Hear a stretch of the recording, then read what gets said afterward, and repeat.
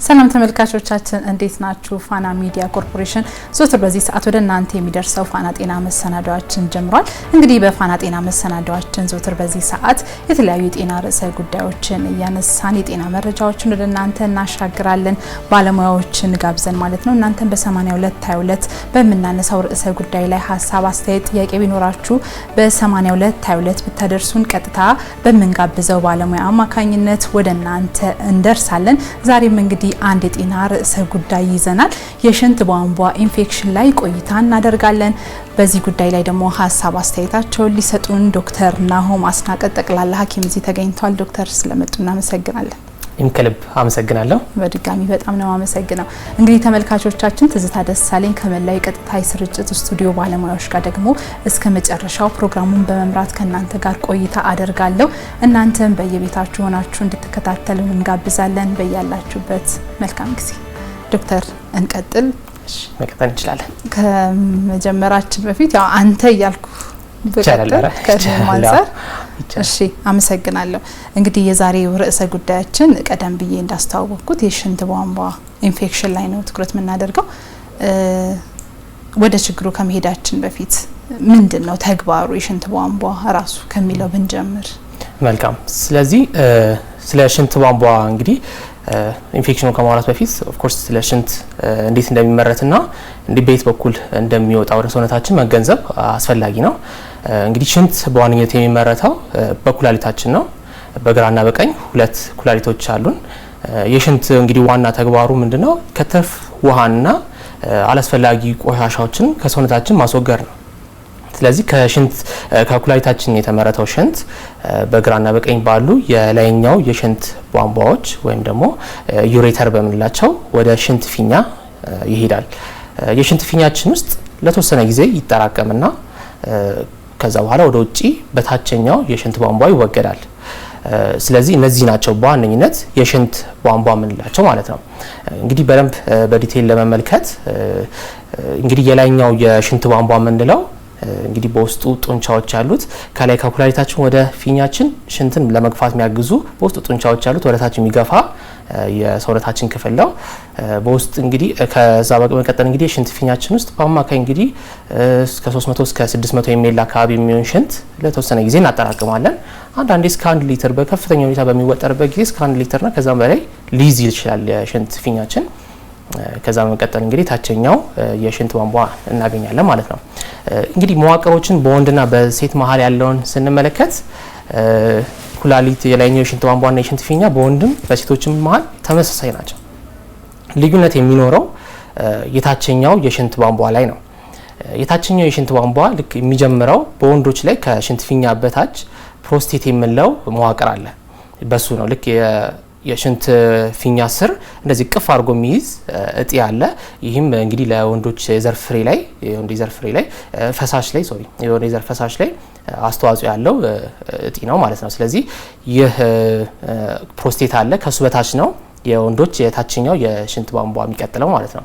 የሴቶች ላይ እንግዲህ ፕሮስቴት ስለሌለ ቀጥታ ከሽንት ፊኛ ወርታች የምናገኘው የታችኛውን የሽንት ቧንቧ ነው ማለት ነው። እንግዲህ አንደኛው ዲፍረንሱ ይሄ ነው።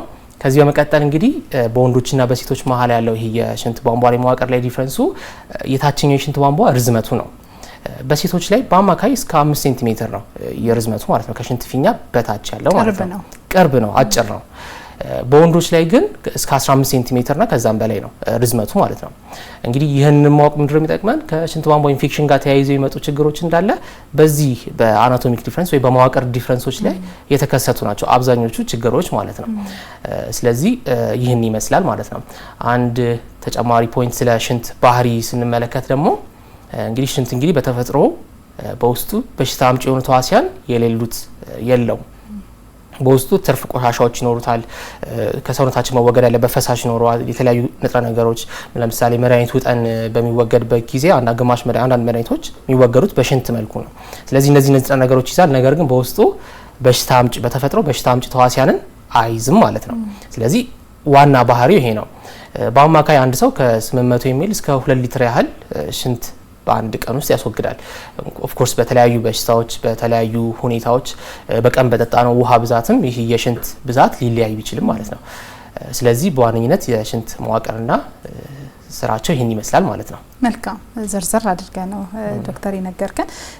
ወደ ጉዳያችን ንግባና የሽንት ቧንቧ ኢንፌክሽን ማለት በራሱ ምንድነው? ብዙ ነገር ኢንፌክሽን ይባላል አይደለ? ወደዚህኛው ርዕሳችን ስንመጣ ደግሞ ምን ማለት ነው የሚለውን ብናነሳ ስለዚህ አሁን ሜንሽን ያደረግናቸው የሽንት ቧንቧ ክፍሎች አሉ።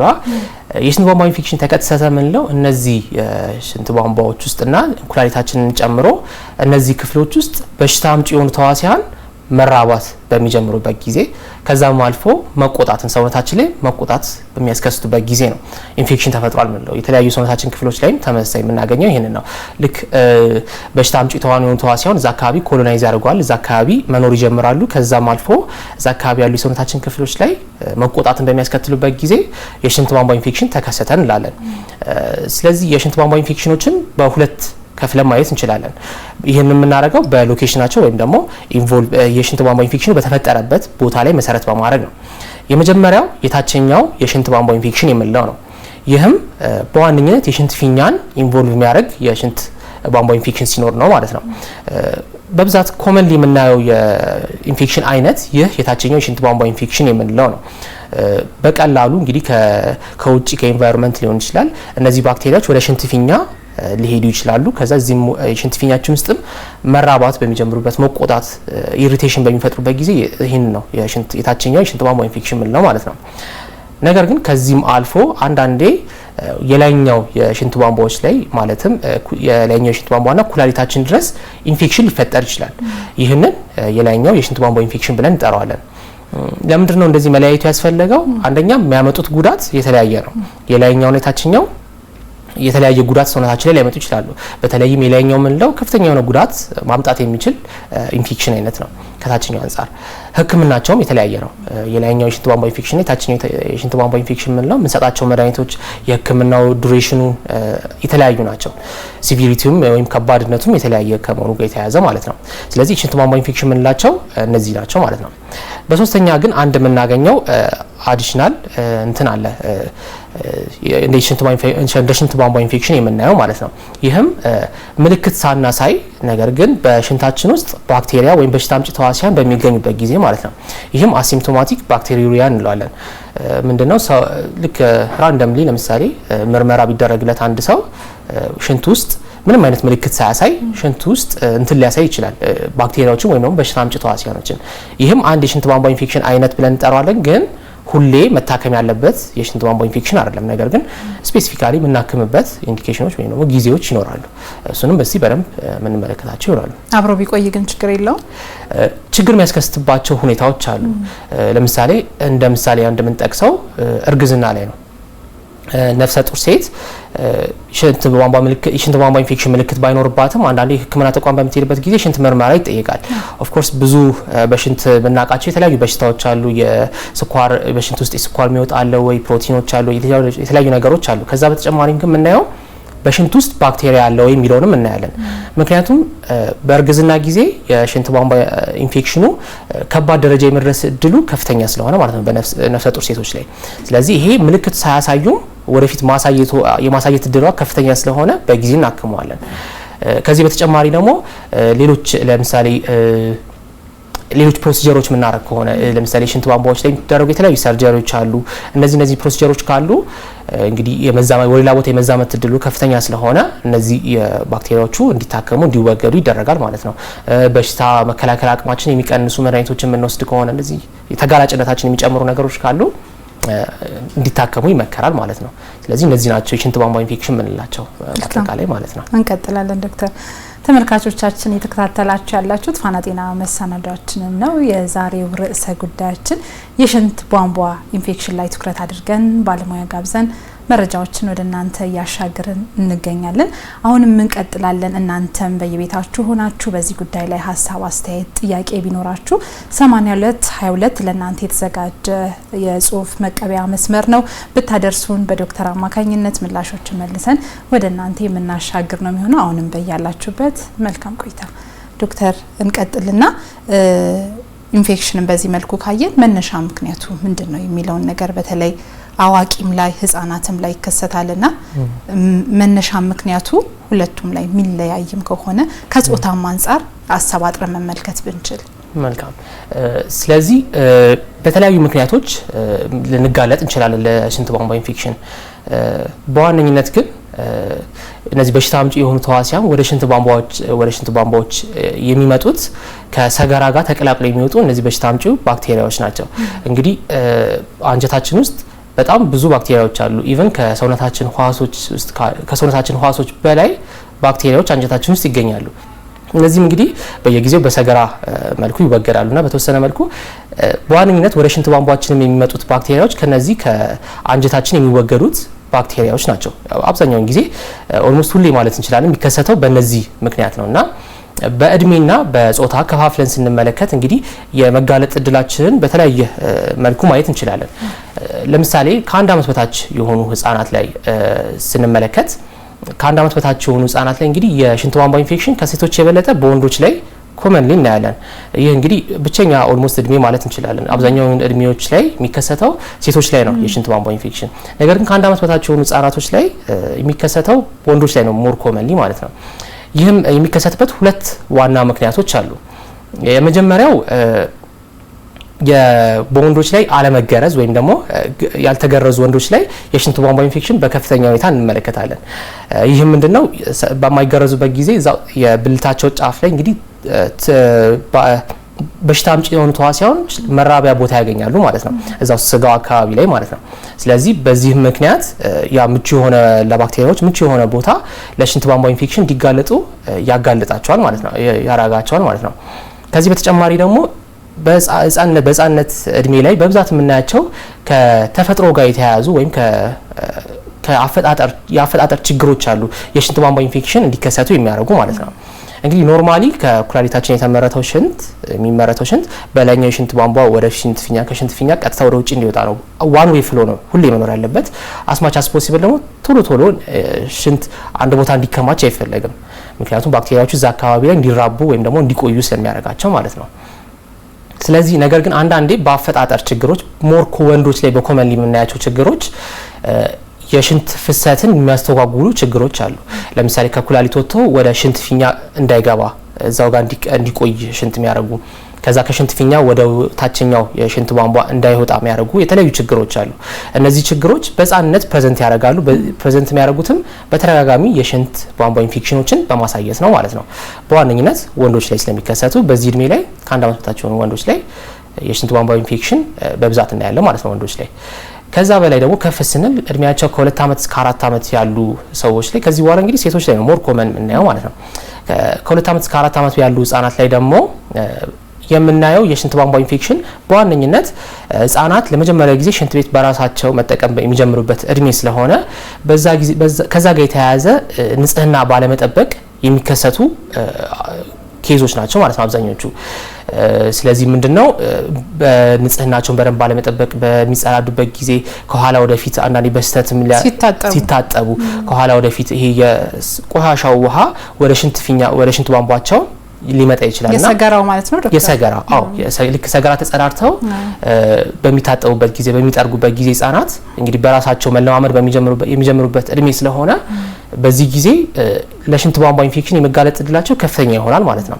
ያው በስነ ስርዓት መልመድ ስላለባቸው እንግዲህ ቤተሰቦች በደንብ እንዴት መጸዳዳት እንዳለባቸው እንዴት ማጠብ መጥረግ እንዳለባቸው በደንብ ማስተማር ያለብን እድሜ ይሄ እድሜ ነው ማለት ነው።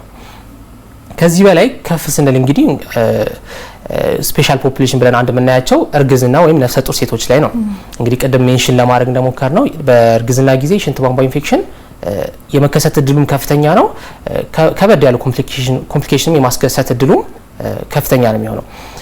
ስለዚህ ለምንድን ነው ይሄ የሚከሰተው ብለን ስንጠይቅ በእርግዝና ጊዜ እንግዲህ የሚፈጠሩ የተለያዩ ሆርሞኖች አሉ። አንደኛው ፕሮጀስትሮን የምንለው ሆርሞን ነው።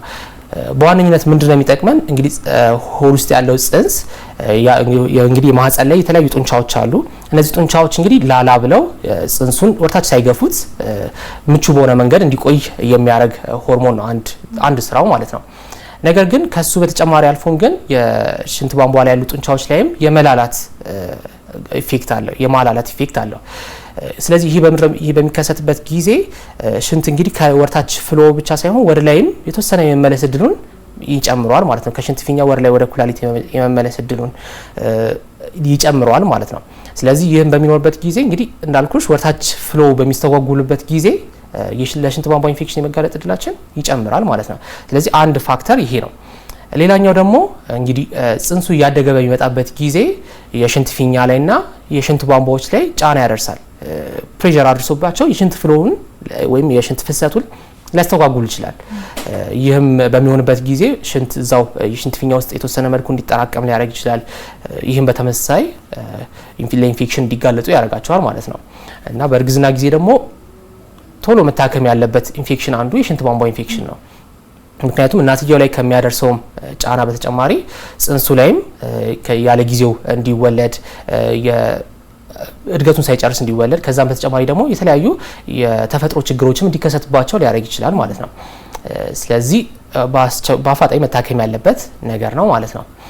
ከዛ በተጨማሪ እንግዲህ በእድሜ እያለፍኩኝ ሲሄድ እድሜ ከ50 60 የሚሆኑ ሰዎች ጋር ስንደርስ ደግሞ በዚህ ጊዜ ወንዶች ላይ በተወሰነ መልኩ የሽንት ቧንቧ ኢንፌክሽን የመታየት እድሉ እየጨመረ ይመጣል። ይህም የሚሆንበት ዋና ምክንያት በፕሮስቴት ጋር የተያያዘ ችግር ነው። ፕሮስቴት እንግዲህ እንዳልኩ ቅድም ዲስከስ እንዳደረግነው ከሽንት ፊኛ በታች ዙሪያ በታችኛው የሽንት ቧንቧ ዙሪያ ላይ ያለ እጢ ነው እና በሚያድግበት ጊዜ ወርታች የሽንት ፍሰቱን በተወሰነ መልኩ ያስተጓጉላል እና እያደገ በሚመጣበት ጊዜ ይህ ነገር እየጨመረ ነው የሚመጣው ማለት ነው። ኢቭን ሽንት መሽናት እስከሚቸገሩ ድረስ ሊያደርስ ይችላል። ኦፍኮርስ የምናውቀው ብዙ ሰው እድሜያቸው ከፍ ያሉ ሰዎች ላይ የምናየው ምልክት ነው እና ይህም ምንድነው ሽንት ፊኛ ውስጥ የተወሰነ መልኩ ሽንት እየተጠራቀመ እንዲሄድ ያደርጋል ማለት ነው። እንግዲህ ሽንት ማይወገድ ከሆነ እንግዲህ ለባክቴሪያዎች ስቲል ምቹ የሆነ ቦታ እንዲኖር ያደርጋል ማለት ነው። ስለዚህ እድሜ ከ50 ከ60 እንደዚህ በደረሰ ቁጥር የሽንት ቧንቧ ኢንፌክሽን እየጨመረ ወንዶች ላይም እየጨመረ ይታያል ማለት ነው። ሌላ ደግሞ የወር አበባቸውን ማየት ያቆሙ ሴቶች ላይ ደግሞ ሌላ ተጨማሪ ሪስክ አለ። ይህም ምንድነው? የወር አበባን በምታይ ሴት ላይ የኤስትሮጅን መጠን በደሟ ውስጥ እንግዲህ ከፍ ያለ ነው። ኤስትሮጅን የተለያዩ ጥቅሞች አሉት። አንደኛው ምንድነው? የማህፀን ዙሪያ ያሉ ባክቴሪያዎች ወይም ደግሞ ጠቃሚ ባክቴሪያዎች እንዲኖሩ ያግዛል። ነገር ግን ልክ ይሄ ኤስትሮጅን ዲፕሊሽን ወይም ደግሞ ኤስትሮጅን እጥረት በሚኖርበት ጊዜ እዚህ አካባቢ የሚኖሩ ባክቴሪያዎች ባላንሳቸውን እያጡ ይመጣሉ እና በጎጂ ባክቴሪያዎች ወይም ደግሞ የሽንት ቧንቧ ኢንፌክሽን ሊያስከስቱ በሚችሉ ባክቴሪያዎችም ዶሚኔት የተደረገ ይመጣል ማለት ነው። ይህም እንግዲህ በዛው በተዘዋዋሪ የሽንት ቧንቧ ኢንፌክሽን እንዲከሰት ያደርጋል። ሌላ ደግሞ ልክ እድሜያቸው ከፍ ያሉ ሴቶች ላይ በብዛት እንግዲህ ኮመን ነው ግን ብዙ ሰው የማያውቀው ህመም ፐልቪክ ኦርጋን ፕሮላፕስ የምንለው ወይም ደግሞ በተለምዶ የማህፀን መገልበጥ የምንለው ነው። ምንድነው? የማህፀን ወርታች በእድሜ እየጨመሩ ሲሄድ ሴቶች ላይ ሰፖርት የሚያደርጉ ስትራክቸሮች ማህፀን ወጥረው ወር ላይ የሚያደርጉ በማህፀንና በሽንት ፊኛ መሀል ያለውን ግድግዳ እና በጀርባ በኩል ደግሞ በማህፀንና በሰገራ መውጫ ያለውን ግድግዳ ወጥረው የሚይዙ ሊጋመንቶች ወይም ጅማቶች እየላሉ ይመጣሉ። ይህም በሚከሰትበት ጊዜ በዋነኝነት በማህፀንና በሽንት ፊኛ መሀል ያለው ክፍተት ዝቅ በታች በማህፀን እየወጣ ይመጣል። ይህ እንግዲህ እድሜያቸው ከ40 50 60 እየደረሰ ሲመጣ ብዙ ሴቶች ላይ ከ30 እስከ 50% የሆኑ ሴቶች ላይ የምናየው ክስተት ነው። እንግዲህ የተለያዩ ደረጃዎች አሉት። ነገር ግን ምንድነው ይህ በሚከሰትበት ጊዜ ልክ የሽንታችኛው የሽንት ፊኛ የሽንት ቧንቧውን በተወሰነ መልኩ እንዲታጠፍ ያደርገዋል። ይህም እንግዲህ በበቂ ሁኔታ ሽንት እንዳይወጣ ያደርገዋል። ሽንት መቋጠር ችግር ሊያመጣ ይችላል። ይህም በሚከሰትበት ጊዜ በተሰነ ስርዓት እንግዲህ የሽንት ፍሰቱ ስለሚስተዋጎል የሽንት ቧንቧ ኢንፌክሽን እንዲጋለጡ ያደርጋቸዋል ማለት ነው። ስለዚህ እነዚህ ነገሮች አሉ በእድሜ የምናይባቸው።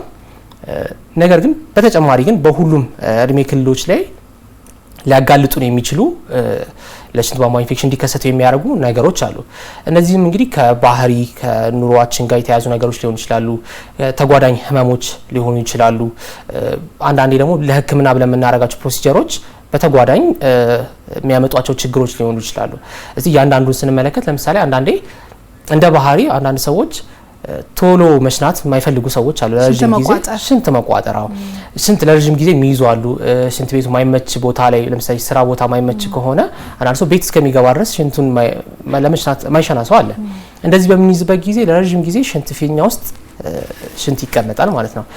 ይህም አንድ የሚያጋልጥ ነው። በቂ ውሃ አለመጠጣት ለሽንት በረም እንግዲህ ፍሰቱ እንዲስተዋጎል ስለሚያደርግ ለሽንት ቧንቧ ኢንፌክሽን የመጋለጥ እድሉ ከፍተኛ ነው። ከዚህ በተጨማሪ ደግሞ ግብረ ስጋ ግንኙነት ራሱ ለሽንት ቧንቧ ኢንፌክሽን የመጋለጥ እድሉን ይጨምራል። በተለይ ሴቶች ላይ ግብረ ስጋ ግንኙነት ለምንድነው ይሄ የሚከሰተው? እንግዲህ በግብረ ስጋ ግንኙነት የሚከሰት ፍትጊያ ጊዜ በሽታ አምጪ የሆኑ ተዋሲያን ወደ ሽንት ቧንቧ ሊገቡ ይችላሉ። ይህም የሽንት ቧንቧ ኢንፌክሽን ሊያስከስት ይችላል ማለት ነው።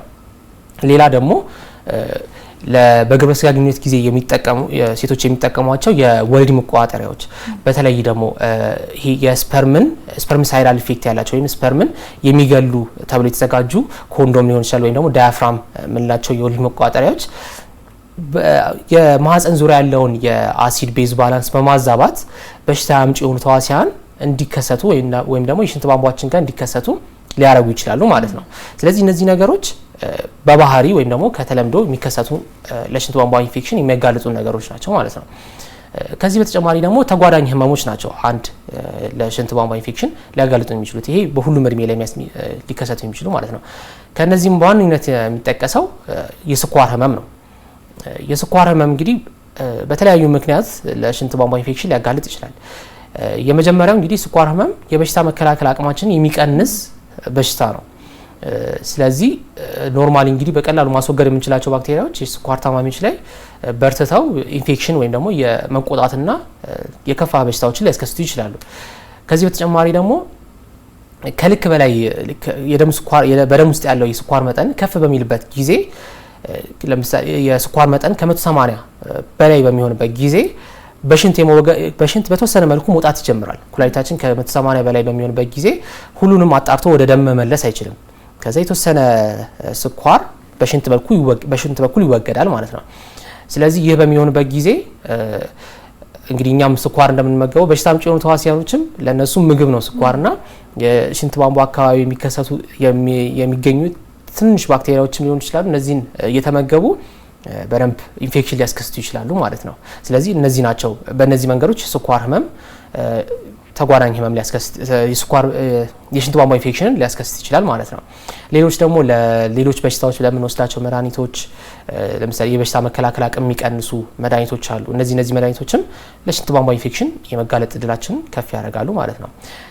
ሌላ ደግሞ ጠጠር፣ የኩላሊት ጠጠር በተፈጥሮ እንግዲህ ከህፃንነትም አልፎ የሚከሰቱ የሽንት ቧንቧ ላይ ያሉ የዲፌክቶች ወይም ደግሞ ጠባሳዎች የሚፈጠሩ ጠባሳዎች የሽንት ፍሰት የሚያስተጓጉሉ ነገሮች እንዳለ ለሽንት ቧንቧ ኢንፌክሽን ሊያጋልጡን ይችላሉ ማለት ነው። ጠጠርን በተመሳሳይ የሆነ መንገድ በመዝጋት ከዛም አልፎ ደግሞ ጠጠሩ ላይ ራሱ ባክቴሪያ በሽታ አምጪ የሆኑ ተዋሲያኖችን በመሸከም እነዚህን ኢንፌክሽኖች ሊያስከስት ይችላል ማለት ነው። ሌላ ደግሞ አንድ ኮመንሊ ለሽንት ቧንቧ ኢንፌክሽን የሚያጋልጠው በተለይም ደግሞ አልጋ በያዙ ታማሚዎች ላይ ካቴተራይዜሽን ወይም ደግሞ የሽንት እንዲሸኑ ተብሎ የሚያግዝ ቱቦ የሚገባላቸው ማለት ነው። ይህም ምንድነው ውስጡ እንግዲህ እዛው ቱቦ ላይ በሽታ አምጪ የሆኑ ተዋሲያኖች ከቆዳችን በተሻለ መልኩ ቱቦ ላይ ሊጣበቁና ኢንፌክሽን ሊያስከስቱ ይችላሉ። ፕላስቲኩ ላይ ቱቦ የሚገባው ቱቦ ላይ በሽታ አምጪ የሆኑ ተዋሲያኖች ተጣብቀው እዛ ላይ ሊቆዩ ይችላሉ። እንግዲህ ይሄ የሚገባበት የተለያዩ ምክንያቶች አሉ። አንዳንዴ ከሰርጀሪ ከፕሮሲጀር በኋላ ሊሆን ይችላል። አንዳንዴ ሽንት መቋጠር ለማይችሉ ሰዎች ሊሆን ይችላል። በተለይ የወገብ ጉዳት ደርሶባቸው ሊሆን ይችላል። ራሳቸውን ለማያውቁ ሰዎች ለነዚህ ብቻ በሚገባበት ጊዜ ካቴተር አስማች አስ ፖሲብል ለአጭር ጊዜ እንግዲህ በተቻለ መልኩ የምናደርገው እንዴት ነው ለአጭር ጊዜ እንዲሆን ነው። ካልሆነ ደግሞ ቶሎ መቀየር የሚቻልበት ጊዜ ቢሆን የተሻለ ነው። ምክንያቱም እንደ ምሳሌ አንድ ሰውን ለአንድ ወር ያህል ዝም ብለን ብናስቀምጠው 100% የሽንት ቧንቧ ኢንፌክሽን መጋለጥ እድሉ ኦልሞስት ወደ 100% ነው። ስለዚህ ይሄ ላይ አንድ ጥንቃቄ ማድረግ ያለብን ነገር ነው። አንዳንዴ ደግሞ ከፕሮሲጀር በኋላ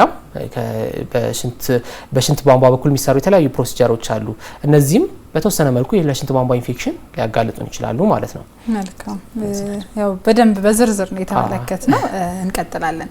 ተመልካቾቻችን እየተከታተላችሁ ያላችሁት ፋና ጤና መሰናዷችን ነው። የዛሬው ርዕሰ ጉዳያችን የሽንት ቧንቧ ኢንፌክሽን ላይ ትኩረት አድርገን በስፋት በዝርዝር ባለሙያ ጋብዘን መረጃዎችን ወደ እናንተ እያደረሰን እንገኛለን። አሁንም እንቀጥላለን። ከመቀጠላችን በፊት ባልደረባችን ነጻነት ባደግ ያዘጋጀችልን መሰናዶ አለ። እሱን ተከታትለን ተመልሰን እንገናኛለን። በያላችሁበት መልካም ጊዜ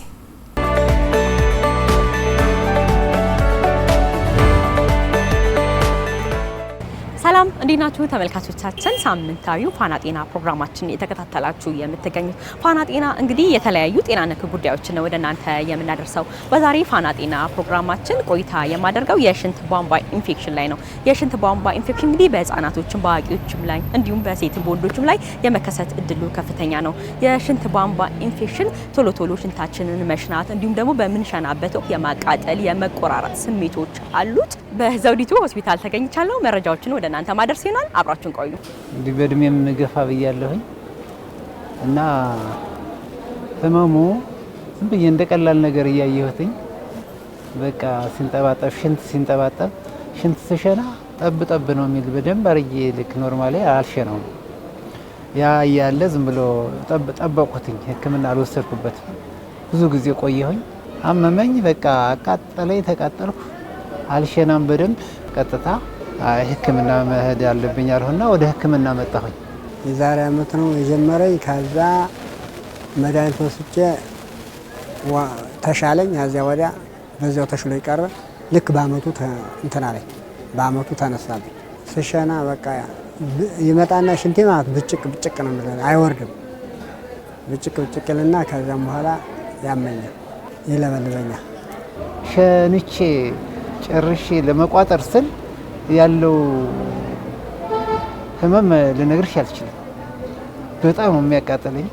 ተባበቀ ነው። ትናንትና ሽንትና ሰገራ ሰጥቻለሁ። አሁን ውጤት ዶክተሩ ጋር ቀርብ ያለሁኝ።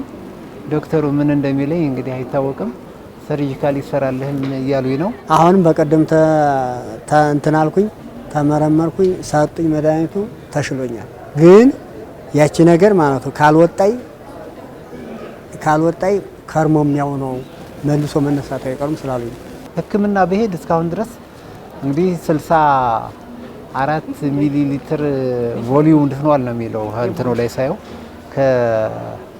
ከአልትራሳውንዱ ላይ አይቼዋለሁ። እኔም ያን ያህል እስከሚያድግ ጠበቁት።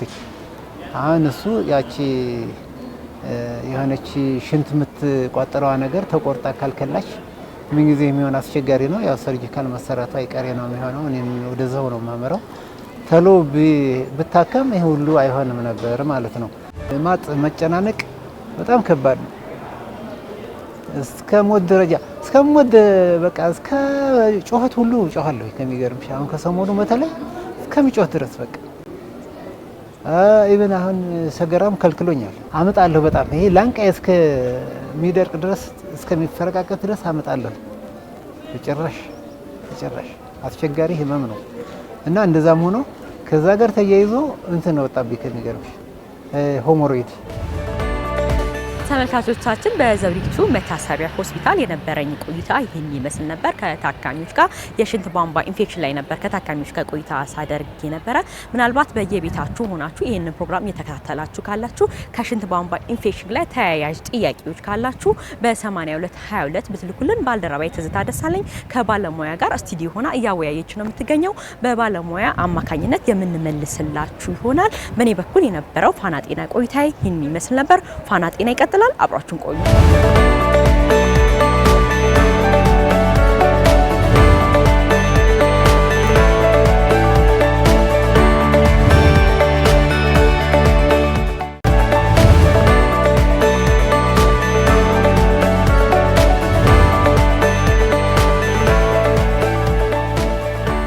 ተመልካቾቻችን ተመልሰናል። ባልደረባችን ነጻነት ዋደግ በዘውዲቱ ሆስፒታል ተገኝታ ከባለታሪኮች ጋር ቆይታ አድርጋ ያዘጋጀችልንን መሰናዶ ነበር ተከታትለን የተመለስ ነው። እንግዲህ አሁንም እንቀጥላለን። የዛሬው ርዕሰ ጉዳያችን የሽንት ቧንቧ ኢንፌክሽን ላይ ትኩረት አድርገን እየተነጋገርን እንገኛለን። መረጃዎችን ወደ እናንተ እናሻግራለን። አሁንም እናንተ በየቤታችሁ ሆናችሁ በዚህ ጉዳይ ላይ ሀሳብ፣ አስተያየት፣ ጥያቄ ቢኖራችሁ 8222 ለእናንተ የተዘጋጀ የጽሁፍ መቀበያ መስመራችን ነው።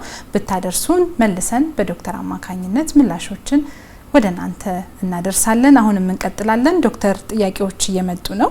092050 እያለ የሚቀጥል ስልክ ቁጥር ከብልቴ በላይ ይጠዘጥዘኛል፣ ስራመድ ያዝ ያደርገኛል፣ ሽንቴ ቶሎ ቶሎ ይመጣል። የሽንት ቧንቧ ኢንፌክሽን ሊሆን ይችላል ወይ? የተመልካቻችን ጥያቄ ነው። እንግዲህ የሽንት ቧንቧ ኢንፌክሽን ምልክቶችን ስናይ በደንብ ዲስከስ የምናደርጋቸው ይሆናል። ነገር ግን እነዚህ ምልክቶች የሽንት ቧንቧ ኢንፌክሽን ምልክቶች ምንላቸው ውስጥ አንዶቹ ናቸው።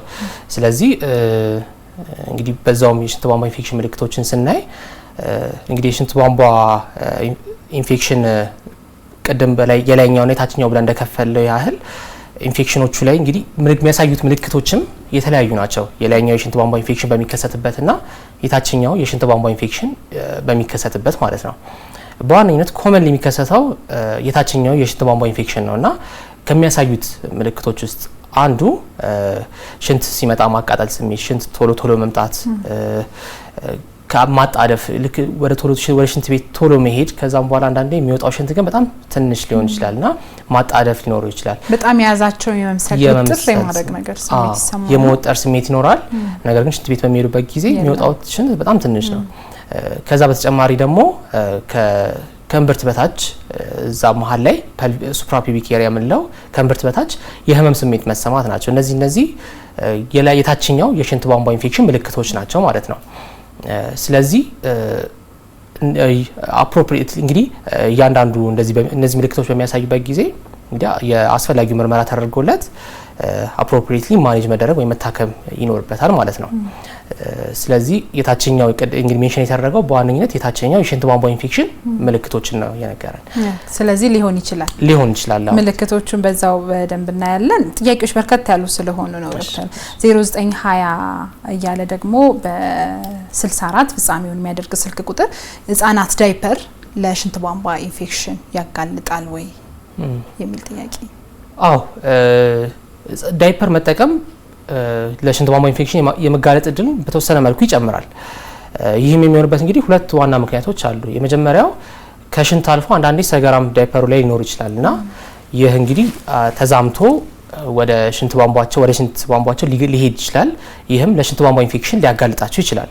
ስለዚህ ምንድነው ቶሎ መቀየር ይኖርበታል ማለት ነው የዳይፐር በሚኖርበት ጊዜ።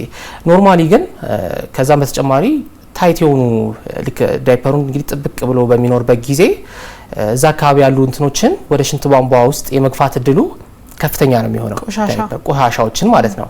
ስለዚህ ዳይፐር መጠቀም በተወሰነ መልኩ የሽንት ቧንቧ ኢንፌክሽን የመጋለጥ እድላቸውን ይጨምራል ማለት ነው። ስለዚህ ኦፍ ኮርስ የመጨመር እድል አለው። ስለዚህ መፍትሄው ቶሎ ዳይፐር ግዴታ ዳይፐር እንግዲህ አለመጠቀም እንግዲህ የማይቻልባቸው ሲቹዌሽኖች ስላሉ በፍጥነት ቶሎ መቀየር፣ በተለይ ደግሞ እርጥበት ከነካው ሰገራ ከነካው ቶሎ መቀየር የተሻለ አማራጭ ነው።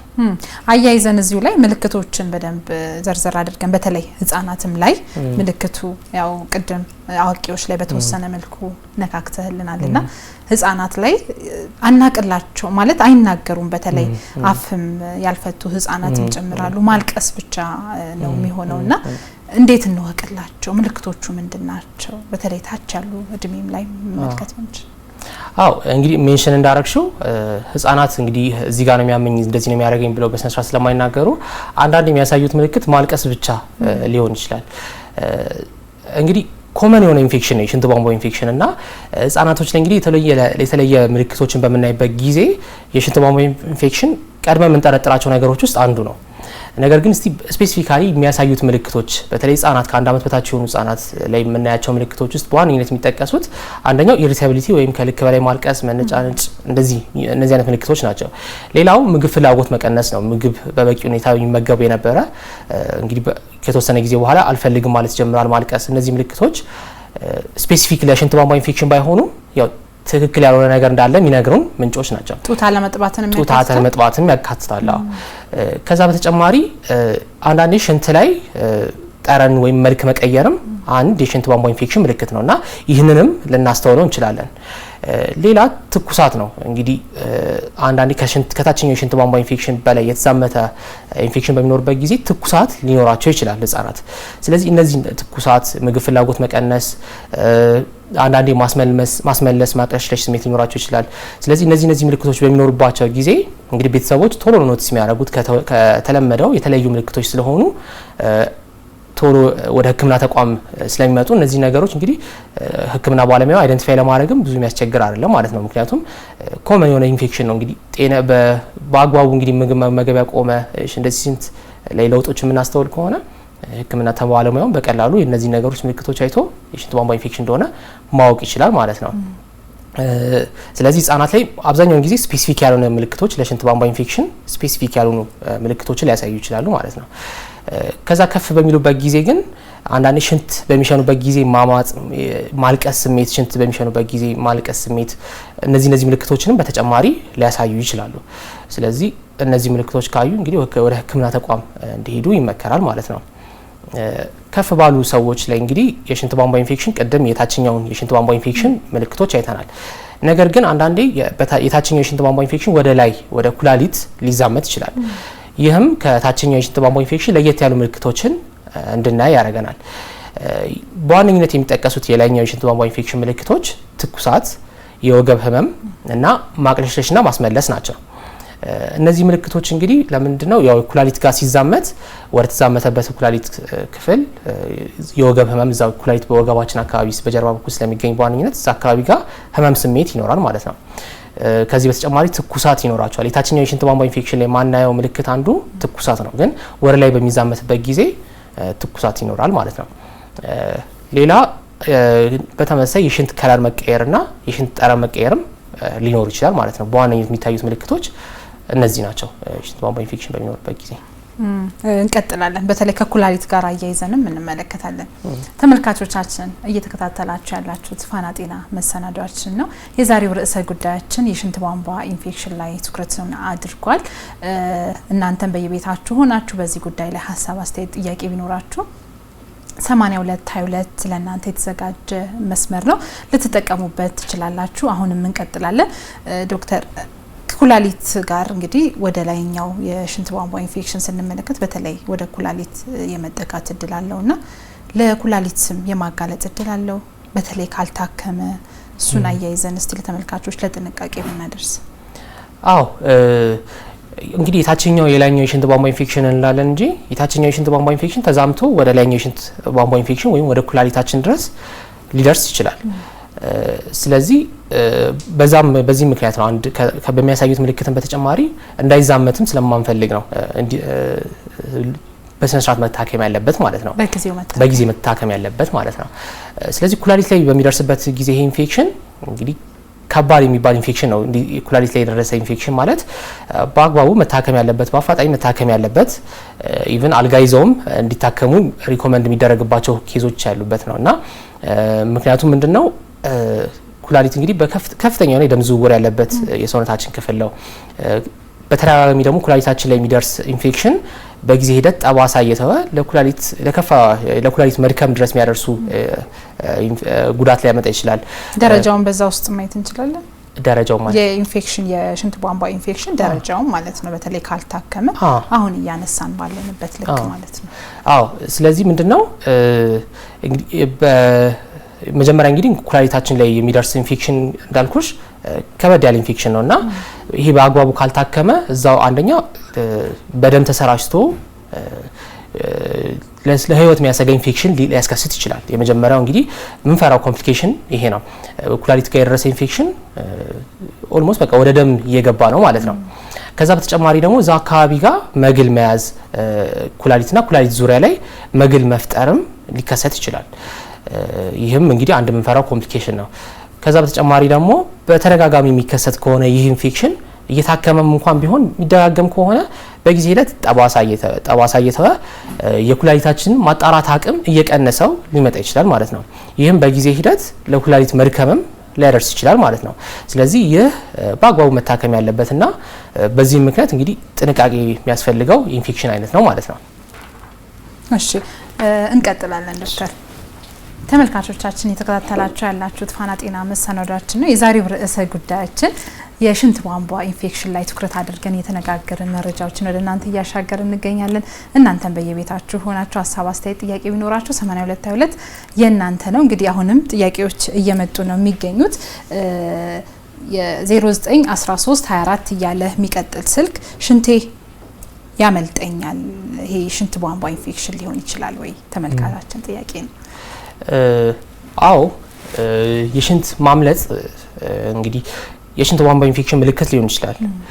ነገር ግን የሽንት ቧንቧ ኢንፌክሽን ብቻ አይደለም የሽንት ማምለጥም የሚያስከስቱት ማለት ነው። የተለያዩ ችግሮች የሽንት ማምለጥ ሊያስከስቱ ይችላሉ። ምናልባት እድሜያቸውን በአግባቡ ብናቅ እንግዲህ በእድሜ ጋር የተያዙ ችግሮች ሊሆን ይችላል። ለምሳሌ እንዳልኳችሁ ቅድም የፕሮስቴት ችግርን በሚኖርበት ጊዜ የሽንት ማምለጥ ሊኖር ይችላል። ሴቶች ላይ እንደዚህ የፐልቪክ ኦርጋን ፕሮላፕስ የምንለው በሚኖርበት ጊዜ ይሄ የማህፀን በታች ወደታች መንሸራተት በሚኖርበት ጊዜ የሽንት ማምለጥ ሊኖር ይችላል እና የሽንት ማምለጥ እንግዲህ ለሽንት መቋጠር የሚረዱን ጡንቻዎች ላይ የሆነ ችግር በሚኖርበት ጊዜ ነው። ከሽንት ፊኛችን በታች ምንቋጠራቸው ጡንቻዎች አሉ፣ ሽንት ለመያዝ የምንጠቀማቸው ማለት ነው። ስለዚህ እነሱ እንግዲህ በደንብ መያዝ በማይችሉበት ጊዜ የሽንት ማምለጥ ሊከሰት ይችላል። አንዳንድ ኢሪቴት ደግሞ ሆኖ በሽንት ቧንቧ ኢንፌክሽን ይሄ ሊከሰት ይችላል። ነገር ግን ከሱ በተጨማሪ ሌሎች ኬዞች ሊኖሩ ስለሚችሉ እንግዲህ ከስፔሲፊካሊ ምንጩ እንዲታወቅ በሕክምና ተቋም እንግዲህ ታይተው ቢታዩት የተሻለ ነው። ከእድሜም ጋር የተያዘ ሊሆን ይችላል። ተጨማሪ ምርመራ ሊያስፈልጋቸው ይችላል። ተመልካቻችን እንግዲህ ይወስዱታል ብለን ተስፋ እናደርጋለን። 0945 30 ያለ የሚቀጥል ስልክ ቁጥር እግሬን በተደጋጋሚ ያመኛል፣ ሕክምናም ሄጄ አንዳንዴ ኩላሊት ጠጠር አንዳንዴ የሽንት ቧንቧ ኢንፌክሽን ነው ባላለሁኝና ምንድነው ችግሩ ግራ ገብቶኛል ነው ተመልካቻችን። የሽንት ቧንቧ ኢንፌክሽን ሬርሊ ነው የእግር ህመም ያስከስታል ብለን የምንጠብቀው አይነት ህመም አይደለም። ምናልባት እንግዲህ ተጓዳኝ ሌሎች ህመሞች ሊኖሩ ይችላሉ የእግር ህመም ሊያስከስቱ የሚችሉ ማለት ነው። የኩላሊት ጠጠር ካለ የሽንት ቧንቧ ኢንፌክሽን በተደጋጋሚ ካለ እሱ የራሱ ህክምና የሚያስፈልገው ነው። ነገር ግን ይህም ታክሞ የእግር ህመሙ ማይሻል ከሆነ የራሱ የሆነ ህክምና ያስፈልገዋል ማለት ነው እንጂ ከሽንት ቧንቧ ኢንፌክሽን ጋር የተያያዘ ነው ብለን ማለት ይከብዳል፣ እሱን የእግር ህመሙ ማለት ነው። ነገር ግን የኩላሊት ጠጠር ካለና በተደጋጋሚ የሽንት ቧንቧ ኢንፌክሽን ካለ አንደኛ የኩላሊት ጠጠሩ መውጣት ካለበት ወይም ደግሞ የሚወጣ አይነት ከሆነ መጠኑ ታይቶ እሱም የራሱ የሆነ ህክምና ያስፈልገዋል። ከዛ በተጨማሪ ደግሞ የሽንት ቧንቧ ኢንፌክሽኑም እንግዲህ አግባብ የሆነ ድጋሚ እንዳይከሰት አግባብ የሆነ ጥንቃቄ ማድረግ ከተከሰተም ደግሞ አስፈላጊ የሆነ ህክምና ያስፈልገዋል ማለት ነው። ስለዚህ አንዳንድ በሽታ ሳይሆን እንደተለያየ እንደ ሁለት እንትኖች ብናያቸው የተሻለ ነው ብዬ አስባለሁ። መልካም። ስለዚህ አሁንም ተጨማሪ ምርመራ ቢያደርጉ የተሻለ ነው። በተለይ ለእግር ህመሙ ግንኙነት ያለው ይመስላል። እሺ፣ አመሰግናለሁ ዶክተር። ተመልካቾቻችን እንቀጥላለን። የዛሬው ጉዳያችን እንግዲህ የሽንት ቧንቧ ኢንፌክሽን ነው። መረጃዎችን እያገኛችሁ እንደሆነ ተስፋ እናደርጋለን። እናንተም ጥያቄ ቢኖራችሁ 8222 የእናንተ ነው። ከመቀጠላችን በፊት ግን ዘግየት ብላችሁ ቴሌቪዥናችሁን የከፈታችሁ ተመልካቾቻችን የተዘጋጀ የጽሁፍ መረጃ አለ። እሱን ተከታትለን ተመልሰን ከዶክተር ጋር ይጠብቃችኋለሁ። በያላችሁበት ሰናይ ጊዜ።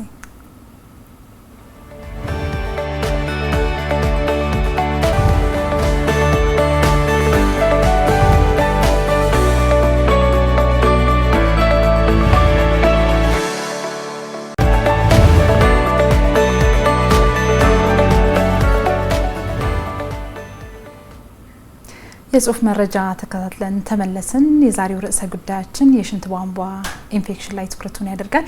እናንተም በየቤታችሁ ሆናችሁ ሀሳብ አስተያየታችሁን እየሰጣችሁን ትገኛላችሁ። ስላለን ቆይታ በድጋሚ እናመሰግናለን።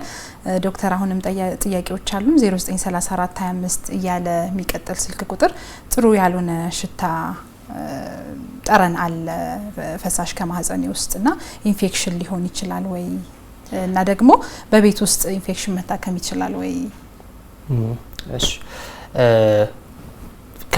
ከማህፀን የሚወጣ ፈሳሽ እንግዲህ የሽንት ቧንቧ ኢንፌክሽን ነው ለማለት አንችልም። ምክንያቱም ያው የሽንት ቧንቧ ያለው የታችኛው የሽንት ቧንቧን የሽንት ፊኛን የሚይዝ እንትን ነውና ክፍል ነውና ከማህፀን የሚወጣ ፈሳሽ ካለ በተለይ ነጣ ያለ እንደዚህ ጠረን ያለው ፈሳሽ የሚከሰተው በዋነኝነት የመጀመሪያው በአባለዘር በሽታዎች ጋር የተያዘ ችግሮች በሚኖሩበት ጊዜ ይሄ የመጀመሪያው እንትን ነው። አንዳንዴ ደግሞ በፈንገስ ኢንፌክሽኖች ሊከሰትም ይችላል። ይህ ነጭ የሆነ ጠረን ያለው ፈሳሽ በፈንገስ ኢንፌክሽኖች ጋር የተያዘ ሊከሰት የሚችል ኮንዲሽን ነውና ሞር ከሽንት ቧንቧ ኢንፌክሽን ይልቅ እነዚህ አባለዘር በሽታዎች ወይም ደግሞ እዛ በማህፀን ዙሪያ ያሉ ህዋሳት መዛባት ምክንያት የሚከሰት በዋነኝነት በፈንገሶች ምክንያት የሚመጣ ኢንፌክሽን ወይ መቆጣት ጋር የተያያዘ ነውና ሌስ ላይክሊ ከሽንት ቧንቧ ኢንፌክሽን ጋር የሚያያዙ ዝቅተኛ ነው ማለት ነው። ህክምናውን በኋላ ከህክምናው ጋር እናነሳለን። እሺ፣ አሁንም ሌላ ጥያቄ ጠያቂ 091124 እያለ የሚቀጥል ስልክ ተመሳሳይ ነው። ያው ነጭ ፈሳሽ ፈሰኛል የኢንፌክሽን ምልክት ነው ወይ? ያው ከአባላዘር በሽታዎችና በተለይ ሴት ከሆነች ከማህፀን ዙሪያ ያሉ ህዋሳት መዛባት ጋር የተያዙ ችግሮች ሊሆኑ ስለሚችሉ እሱን እንግዲህ ያው የማህፀንና ጽንስ ስፔሻሊስቶች ጋር በመታየት እነሱን ክትትል ቢያደርጉ የተሻለ መፍትሄ ሊያገኙ ይችላሉ። መልካም። እሺ 09 ሌላ ደግሞ አሁንም 15 እያለ የሚቀጥል ስልክ ቁጥር ፕሮስቴት መተለቅ በራሱ በሽንት ቧንቧ ኢንፌክሽን የማጋለጥ እድል አለው ወይ? ዘግየት ብሎ ቴሌቪዥን ከፍቶ ሊሆን ይችላል ቅድም ስላለን ማለት ነው። ሊሆን ይችላል። ኦፍ ኮርስ የፕሮስቴት ማድረግ እንግዲህ ወንዶች ላይ በተለይ ደግሞ እድሜያቸው 50 ዓመትና ከዛ በላይ ለሆኑ ሰዎች ላይ ለሽንት ቧንቧ ኢንፌክሽን ከሚያጋልጣቸው ነገሮች ውስጥ በዋነኝነት የሚጠቀሰው ይህ የፕሮስቴት ማድረግ ነው። ምክንያቱም የፕሮስቴት የሚገኘው ከሽንት ፊኛ በታች ስለሆነ በሚያድግበት ጊዜ መውጫውን እየዘጋ ይመጣልና የሽንት መከማቸት እዛው ሽንት ፊኛችን ውስጥ ሽንት እንዲከማች በማድረግ ለሽንት ቧንቧ ኢንፌክሽን የመጋለጥ እድላችን ይጨምራል ማለት ነው። ስለዚህ በተለይ ደግሞ እድገቱ እንዳለ የታወቀና እንደዚህ ምልክቶች የሚያሳዩ ከሆነ የፕሮስቴት ሕክምናውን ራሱ እንዲቀጥሉ ይመከራል ማለት ነው። ምናልባት በመድኃኒት ወይም ደግሞ በሰርጀሪ ማለት ነው። ከዚሁ ጋር አያይዘን እንግዲህ በፕሮስቴትም ይሁን ሌሎች ደግሞ መነሻ ምክንያቶችን አንስተን የለ ወደ ሕክምናው እንምጣ። የሽንት ቧንቧ ኢንፌክሽን ህጻናት ላይ ለአዋቂ ሕክምናው እንዴት ነው? ምንድነው? እሺ የሽንት ቧንቧ ኢንፌክሽን በዋነኝነት እንግዲህ ኢንፌክሽን ማለት እንግዲህ በሽታ አምጪ የሆኑ ተዋሲያን እዛ የሽንት ቧንቧችን ውስጥ መራባት በሚጀምሩበት ጊዜ የሚከሰት ህመም ስለሆነ ዋና ህክምናው እነዚህን በሽታ አምጪ የሆኑ ተዋሲያኖችን ማስወገድ ነው። እንዴት ነው የምናደርገው? ያው ጸረ ተዋሲያን የሆኑ መድኃኒቶችን በመጠቀም ነው ይህን የምናስወግደው ማለት ነው። ስለዚህ ምንድነው ልዩነቱ? በህጻናት ሆነ በአዋቂዎች ሆነ አንደኛ የምንመርጣቸው መድኃኒቶች ሊለያዩ ይችላሉ።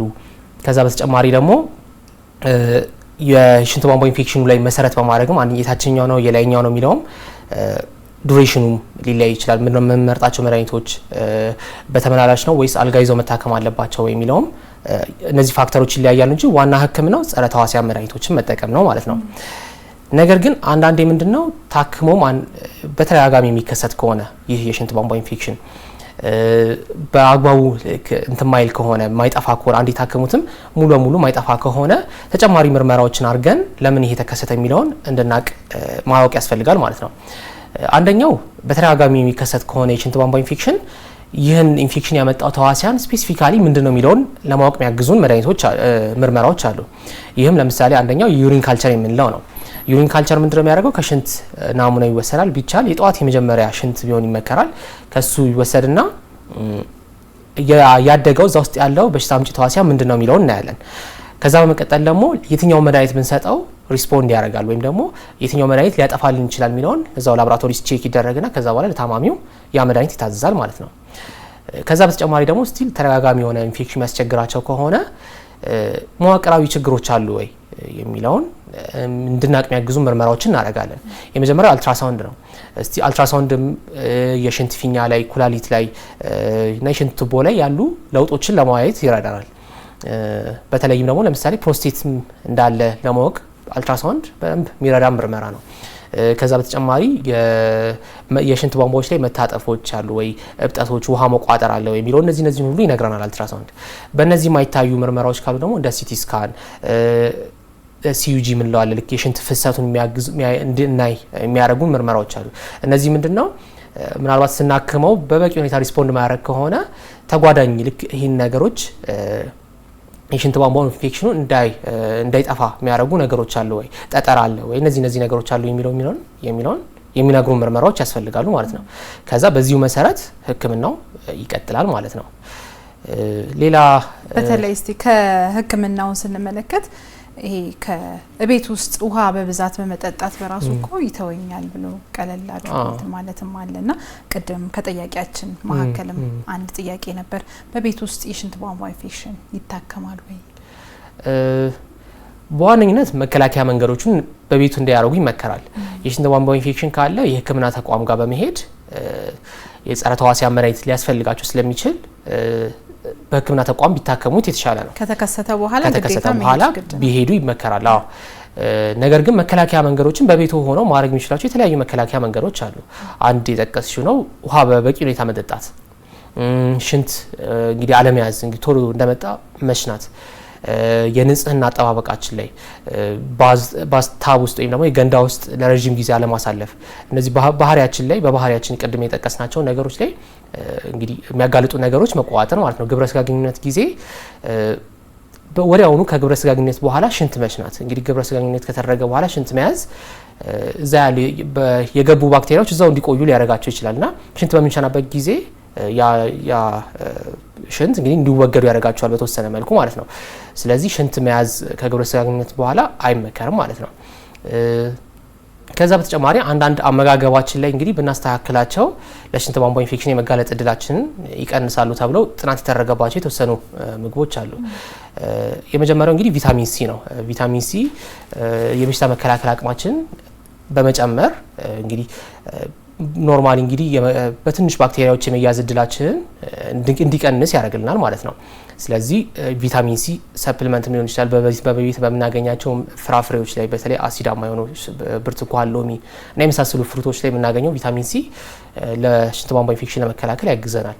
ከዛ በተጨማሪ ደግሞ እርጎም ፕሮባዮቲክ ከመሆኑ ጋር ተያይዞ ለሰውነታችን ጠቃሚ የሆኑ ባክቴሪያዎች እንዲገኙ በማድረግ የሽንት ቧንቧ ኢንፌክሽን ለመከላከል ያደርገናል። ከዛ በተጨማሪ ደግሞ ክራንቤሪ ጁስ የምንለው አለ። ይህ በስነ ስርዓት ጥናት የተደረገበት ተክል ነው፣ ፍራፍሬ ነው እና ይህም በሰፕሊመንት መልክ አለ፣ በጁስ መልክ አለ። እሱንም መጠቀም ለሽንት ቧንቧ ኢንፌክሽን ለመከላከል ከፍተኛ ሚና ይጫወታል ማለት ነው።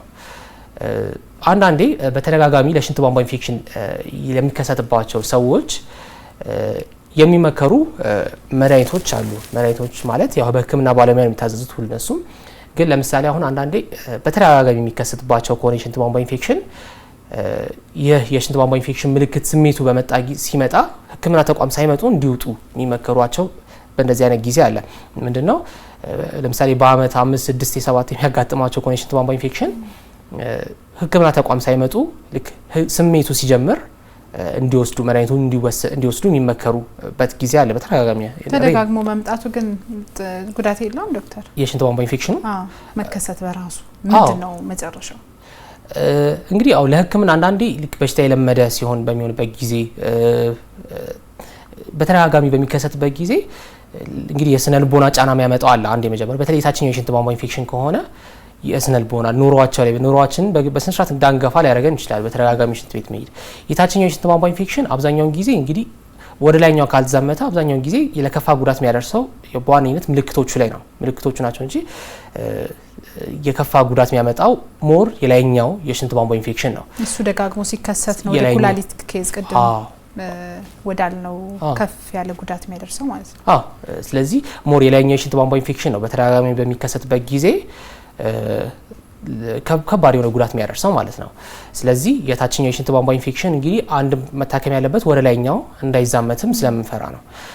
ስለዚህ የታችኛው የሽንት ቧንቧ ኢንፌክሽን ከህመሙ ጋር ለረጅም ጊዜ ሰዎች ሪላቲቭሊ ሊቆዩ ይችላሉ፣ ግን በጣም ከፍተኛ የሆነ ስቃይ የሚያመጣ ነው። ምክንያቱም በተደጋጋሚ የሽንት ቤት መመላለስ አለ፣ ህመሙ አለ፣ የሽንት ጠረኑ አለ እና እነዚህ ነገሮች እንግዲህ በጣም ከፍተኛ የሆነ ጫና ያደርሳሉ የሰውነታችን ላይ ማለት ነው። ስለዚህ እነዚህ ነገሮች እንግዲህ በአግባቡ መታከም አለባቸው። ለምንድን ነው ግን ደጋግሞ የሚመጣ ዶክተር? መድኃኒቱን አለመጨረስ ነው ወይስ የንጽህና ጉድለት ነው? ለምንድን ነው ደግሞ እንዲመጣ የሚያደርገው?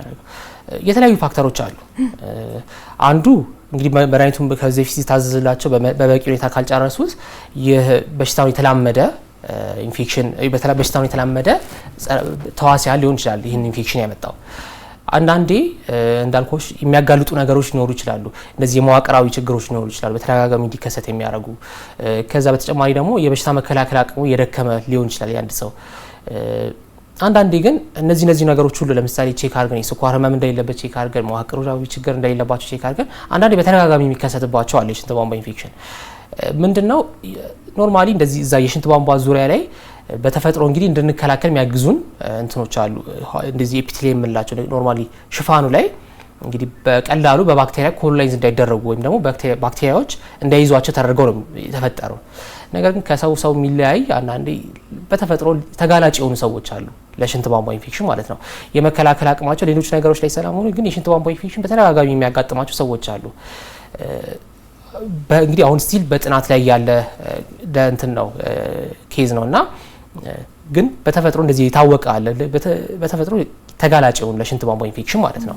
ስለዚህ ለእንደዚህ አይነት ሰዎች ስፔሻሊ እንደዚህ ቅድም ያልኩሽን እንግዲህ በሕክምና ተቋም ሳይመጡ በቤታቸው መድኃኒቶች እንዲወስዱ ሪኮመንድ ሊደረግ ይችላል። ወይም ደግሞ አንዴ ከግብረ ስጋ ግንኙነት በኋላ አንድ ዶዝ የሚወሰድ መድኃኒት እንዲወስዱ ያው በቤታቸው ሆነው ወደ ሕክምና ተቋም እንዳይመጡ።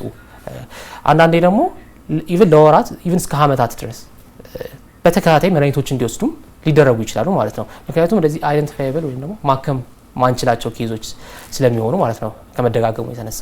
ይህንና መሰል ጥንቃቄዎችን አድርገን የኩላሊት ኢንፌክሽንን ቤት ውስጥ መከላከል ካልሆነ ደግሞ ወደ ሕክምና ተቋም መሄድ አስፈላጊ ነው የሚለውን ማወቂያ እናደርጋለን ማለት ነው። ዶክተር ናሆም አስናቀ ጠቅላላ ሐኪም እዚህ ድረስ መጥተ ይሄን የመሰለ ቆይታ ይሄን የመሰለ መረጃ ለተመልካቾች ስላጋራህልን ክብረት ይስጥልን። አሜን። እናመሰግናለን። እኔ በጣም አመሰግናለሁ። በድጋሚ ተመልካቾቻችን እንግዲህ ስትከታተሉ የቆያችሁት ፋና ጤና መሰናዷችን ነው።